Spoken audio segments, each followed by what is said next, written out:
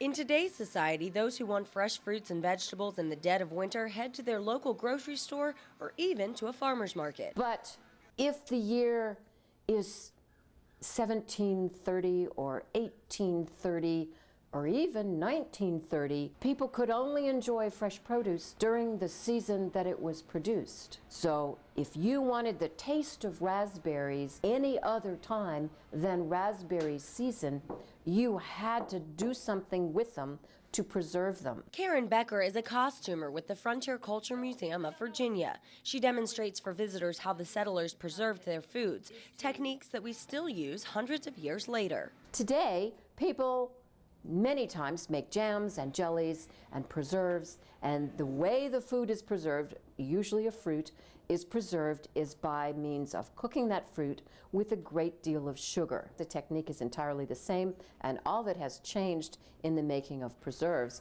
is what kind of container we put it in. How much? Right there. That's good. And that's true of most food preservation methods, including fermenting fresh vegetables. The process of making sauerkraut really hasn't changed over the years. We still slice it up real thin, we still add salt, we still add caraway seeds.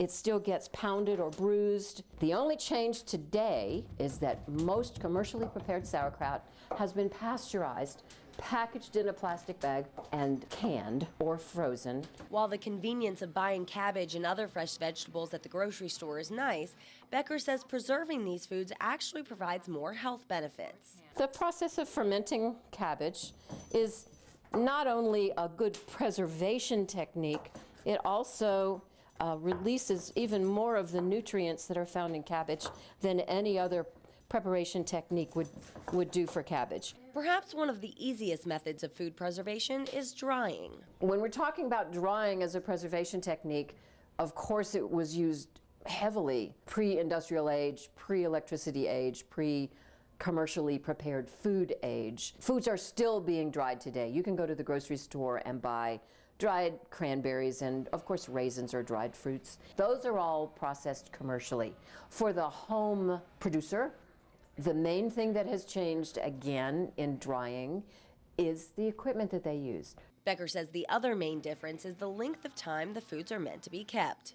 In the 1800s, I'm pretty convinced that the food that was preserved in the spring and the summer and the fall was meant to be eaten the following winter. So it only had to be kept for at most 7 or 8 months. Nowadays, commercial factories that preserve canned food and things like that, they're kind of in it for the long haul.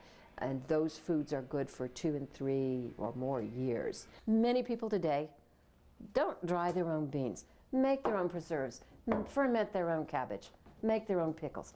Many people do. And none of it is rocket science. At the Frontier Culture Museum of Virginia in Staunton, I'm Veronica Rohrmoser.